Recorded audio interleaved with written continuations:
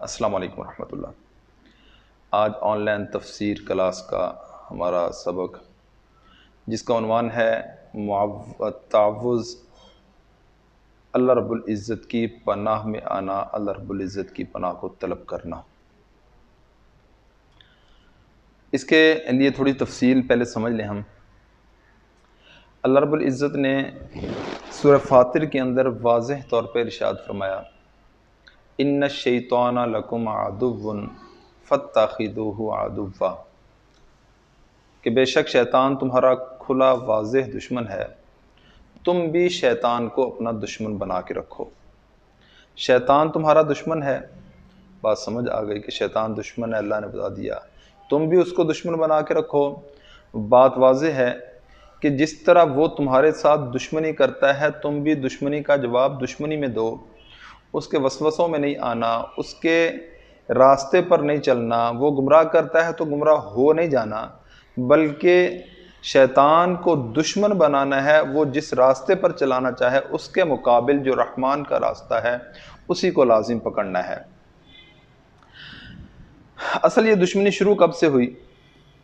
اللہ پاک نے حضرت آدم علیہ السلام کو پیدا کیا تو شیطان سے کہا گیا کہ آپ سجدہ کرو، باقی فرشتوں سے کہا گیا فسجدوا، سب نے سجدہ کر دیا الا ابلیس، مگر سے شیطان نے سجدہ نہ کیا۔ ابا، اس نے انکار کر دیا، واستکبر، اس نے تکبر کیا، وکان من الکافرین، اور وہ ہو گیا کافروں میں سے۔ اب یہ شیطان کی آزمائش تھی، وہ اس میں ناکام ہو گیا۔ جب وہ ناکام ہو گیا، ہمیشہ کے کا راندہ درگاہ ٹھہرا، مردود ہو گیا۔ اس سے یہ یقین ہو گیا کہ اب مجھے نکالا جانے لگا ہے۔ نکالا کس وجہ سے گیا؟ حضرت آدم علیہ السلام کو سجدہ نہ کرنے کی وجہ سے۔ تو اس نے فوری طور پہ شیطانی ذہن سے ایک پلان ترتیب دیا۔ اسے اس بات کا بھی یقین تھا کہ اب جب اللہ رب العزت مجھے ہمیشہ کے لیے نکال رہے ہیں، راندہ درگاہ کر رہے ہیں، اس وقت بھی اگر میں اللہ سے کچھ مانگوں گا اللہ رب العزت ضرور عطا فرمائیں گے۔ اس نے ایسے وقت میں اللہ رب العزت سے مہلت مانگی، کہنے لگا ربی، اے میرے رب، فانظرنی الی یوم یبعثون، کہ آپ مجھے قیامت تک کے لیے مہلت دے دو۔ یہاں ایک بات سمجھنے کی ہے کہ شیطان اللہ کا دشمن، شیطان اللہ کے مقابل کھڑا ہونے والا، اس کو اس بات کا یقین ہے کہ جب مجھے نکالا جا رہا ہے، میں غصے، اللہ رب العزت غصے کے عالم میں ہے، اس عالم میں بھی اگر میں کوئی چیز مانگوں گا تو اللہ رب العزت مجھے عطا فرمائیں گے۔ میں اور آپ کیا کرتے ہیں؟ مجھے اور آپ کو اتنا بھی اللہ پر یقین نہیں ہوتا کہ ہم کوئی چیز مانگیں گے تو اللہ عطا فرمائیں گے۔ ہم مانگتے ہیں تو بے دلی کے ساتھ، بے یقینی کے ساتھ مانگتے ہیں۔ مانگتے وقت بھی ہمیں یقین نہیں ہوتا کہ یہ چیز ہمیں مل جائے گی، بس یہ ہوتا ہے یار کوشش تو مجھے خود ہی کرنی پڑے گی، لیکن فارمیلٹی کے طور پہ میں اللہ پاک سے مانگ لوں۔ ہم اس طریقے سے اس نیت کے ساتھ دعا مانگتے ہیں، اور پھر اگر ایک بار نہ قبول ہو دعا، نہ مجھے وہ چیز ملی، میں دوبارہ بھی کبھی نہیں مانگتا، حالانکہ ہونا یہ چاہیے تھا، میرا کام ہی مانگنا ہے، میں ایک بار مانگوں، 2 بار مانگوں، 10 بار مانگوں، اللہ کا کام ہی عطا کرنا ہے، وہ اب نہیں، بعد میں نہیں، اس کے بعد میں وہ ضرور عطا کرے گا۔ شیطان کو اس بات کا یقین تھا، مجھے اور آپ کو یقین نہیں ہے۔ شیطان نے فوری طور پہ کہا اے اللہ مجھے مہلت دیجئے۔ اللہ پاک نے جواب میں فرمایا کہ جا، تجھے اس وقت تک کے لیے مہلت دے دی گئی جب تک قیامت نہیں آتی۔ فانظرنی الی یوم یبعثون، مجھے مہلت دیجئے قیامت تک کے لیے۔ اللہ پاک نے جواب میں ارشاد فرمایا کہ جا، تجھے مہلت دے دی گئی قیامت تک کے لیے۔ اب اس کو مہلت مل گئی تو اس نے مہلت ملنے کے بعد کیا کام کیا؟ اس نے مہلت ملنے کے بعد کہا اے اللہ تو نے مجھے مہلت تو دے دی، اب میں ایک کام کروں گا۔ وہ کام کیا ہے؟ فرمایا قال فبما اغویتنی لاقعدن لهم صراطک المستقیم، تیرا جو سیدھا راستہ ہے نا، صراط مستقیم، میں اس پر گھات لگا کے بیٹھوں گا۔ ثم لآتینہم من بین ایدیہم ومن خلفہم وعن ایمانہم وعن شمائلہم، کہ اس راستے پر، صراط مستقیم پر جو بھی آنا چاہے گا میں اس پر گھات لگاؤں گا، میں اس کے دائیں سے، بائیں سے، اوپر سے، نیچے سے، ہر طرف سے حملہ کروں گا۔ اب جب ہر طرف سے حملہ کروں گا، اس کو بہکاؤں گا، وسوسے میں ڈالوں گا۔ اب اگلا کام اس نے، اگلی بات اس نے کیا کی، وہ میرے اور آپ کے لیے بڑی اہم ہے۔ اس نے کہا اے اللہ جن لوگوں کے لیے تو نے مجھے راندہ درگاہ کیا ولا تجد اکثرہم شاکرین، ان میں سے اکثر لوگ شاکر نہیں ہوں گے، اکثر لوگ تیرے نہیں رہیں گے، سارے اکثر لوگ میرے راستے پر چل پڑیں گے، میں ان کو ساتھ لے کے چل پڑوں گا۔ عزیز دوستو، آج میں اور آپ شیطان کے راستے پر چلتے ہیں نا تو شیطان کی بات کو سچ کر دکھاتے ہیں۔ اب یہاں پر ایک بات جو سمجھنے کے لیے ہے، شیطان کہتا ہے جی میں آگے پیچھے اوپر نیچے دائیں بائیں ہر طرف سے حملہ کروں گا۔ انسان کمزور ہے، ان حملوں کا توڑ کیسے کرے، ان حملوں سے کیسے بچے گا؟ اللہ پاک نے اس کا بھی جواب دے دیا۔ اللہ پاک نے فرمایا انہ سلطانہ علی الذین آمنوا وعلی ربہم یتوکلون، شیطان کا زور، شیطان کا بس ان لوگوں پر بالکل نہیں چلتا جو اللہ رب العزت پر توکل کرتے ہیں۔ انما سلطانہ علی الذین آمنوا وعلی ربہم، انہ سلطانہ علی الذین آمنوا وعلی ربہم یتوکلون، انما سلطانہ علی الذین یتولونہ والذین هم بہ مشرکون، شیطان کا زور اور بس صرف انہی لوگوں پر چلتا ہے جو شیطان کو ولی مان لیتے ہیں اور وہ شرک کرنے لگ جاتے ہیں۔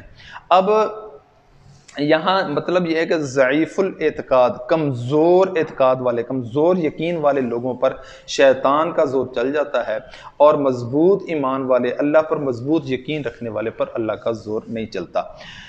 وَمَن يَعْشُ عَن ذِكْرِ الرَّحْمَٰنِ نُقَيِّضْ لَهُ شَيْطَانًا فَهُوَ لَهُ قَرِينٌ۔ ایک بات سمجھنے کی ہے کہ شیطان کے پاس نہ کوئی دلیل، نہ عقلی دلیل، نہ نقلی دلیل، شیطان کا نہ زور کہ وہ زبردستی انسان سے کوئی غلطی کرائے، کوئی گناہ کرائے، لیکن پھر بھی انسان شیطان کے راستے پر چل پڑتا ہے۔ بات کیا ہے؟ بات یہ ہے کہ وَمَن يَعْشُ عَن ذِكْرِ الرَّحْمَٰنِ نُقَيِّضْ لَهُ شَيْطَانًا، جو آدمی رحمان کی یاد سے غافل ہو جاتا ہے، ہم اس کے ساتھ ایک شیطان مقرر کر دیتے ہیں جو اس کا ہمیشہ کے لیے ساتھی بن جاتا ہے۔ اب وہ شیطان زور سے گناہ نہیں کرواتا، شیطان عقلی دلیل یا نقلی دلیل سے گناہ نہیں کرواتا، بلکہ شیطان وسوسہ ڈالتا ہے، اور وہ خود ضعیف الاعتقاد ہونے کی وجہ سے اس وسوسے کے پیچھے چل پڑتا ہے۔ عزیز دوستو، یہ تو تھی بنیادی باتیں۔ اب مسئلہ یہ ہے کہ شیطان کے ان حملوں سے بچنا کیسے ہے۔ یہ شیطان کے ان حملوں سے بچنے کا پہلا طریقہ کہ اللہ پر اپنا اعتقاد، یقین مضبوط کر لیا جائے۔ دوسرا، اللہ رب العزت کی پناہ کو طلب کیا جائے، اے اللہ مجھے پناہ عطا فرما، اے اللہ شیطان مردود سے پناہ عطا فرما، اے اللہ وسوسوں سے، گناہ سے پناہ عطا فرما، ہر شر سے پناہ عطا فرما۔ اور ہمیں یہ بتایا گیا، صرف ایک موقع پر نہیں، کئی موقع پر احادیث میں بتایا گیا کہ اللہ رب العزت سے پناہ طلب کرتے رہو، پناہ طلب کرتے رہو۔ ہمیں بتایا گیا کہ جب بھی آپ نے قرآن شروع کرنا ہے، تعوذ پڑھنی ہے، فَإِذَا قَرَأْتَ الْقُرْآنَ فَاسْتَعِذْ بِاللَّهِ، کہ جب بھی تم نے قرآن کی تلاوت کرنی ہے تو سب سے پہلے اللہ کی پناہ میں آ جایا کرو، اللہ رب العزت کی پناہ میں آنے کے بعد پھر قرات کو شروع کیا کرو۔ پہلی چیز ہو گئی۔ اس کے بعد اللہ سے پناہ کو طلب کرنا ہے۔ ایک حدیث میں آیا کہ جو انسان روزانہ صبح 10 مرتبہ تعوذ پڑھتا ہے، اللہ رب العزت ایک فرشتہ مقرر کر دیتے ہیں، جو فرشتہ سارا دن شیطان مردود کے شر سے اس کی حفاظت فرماتا ہے، اور اگلے دن پھر یہ 10 مرتبہ پڑھ کے پھر ایک فرشتہ اس کے ساتھ ہو جاتا ہے۔ تو شیطان کے شر سے بچنے کا ایک بڑا نسخہ بتا دیا کہ آپ تعوذ، اللہ کی پناہ طلب کیا کرو۔ اب بتایا کہ شیطان سے پناہ کب کب طلب کرنی ہے۔ جب بھی انسان کو وسوسہ ڈالے کوئی شیطان تو فوری طور پہ فاستعذ باللہ، اللہ رب العزت کی پناہ میں آنا ہے کہ اے اللہ اس سے پناہ عطا فرما۔ جب بھی نماز میں کوئی خیال آئے، اللہ سے پناہ مانگنی ہے۔ جب بھی انسان برا سوچنے لگے، کسی کے ساتھ دھوکہ کرنا، فراڈ کرنا، تو تب بھی اللہ کی پناہ میں آ جائے، کیونکہ یہ سارے وساوس شیطان کی طرف سے ہوتے ہیں۔ اور اسی طریقے سے انسان گدھے کی آواز سنتا ہے۔ اللہ کے پیارے حبیب صلی اللہ علیہ وسلم نے فرمایا کہ اگر تم مرغ کی آواز سنو تو اللہ کا فضل طلب کرو، کیونکہ مرغ جو ہے یہ فرشتے کو دیکھ کے بولتا ہے اللہم انی اسألک من فضلک۔ اور جب تم گدھے کی آواز سنو تو تم فوری طور پہ اللہ کی پناہ مانگو، کیونکہ یہ شیطان کو دیکھ کے بولتا ہے۔ اور اسی طریقے سے کتے کی آواز پر شیطان مردود سے پناہ طلب کرنے کا کہا گیا۔ اسی طرح جب غصہ آئے، غصے کے بارے میں فرمایا یہ شیطان کی طرف سے ہے۔ ایک صحابی کو غصہ آیا، اتنا زیادہ غصہ آیا کہ اس کی رگیں پھول گئیں۔ آقا صلی اللہ علیہ وسلم نے فرمایا کہ تم تعوذ پڑھو، اللہ کی پناہ میں آ جاؤ، سارا غصہ کافور ہو جائے گا۔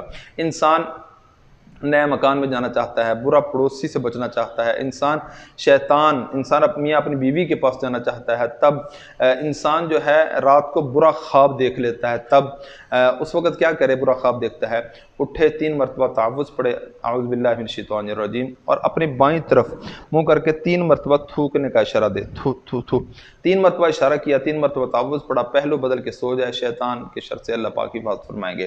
تو یہ تھی تعوذ کے فائدے، تعوذ کی حقیقت، کہ انسان اس کو اپنے عملی زندگی میں لے آئے، کہ اللہ کی پناہ میں آنا، اللہ کی پناہ کو طلب کرنا۔ اللہ رب العزت ہمیں ہر قسم کے شیطان کے شر سے محفوظ فرمائے۔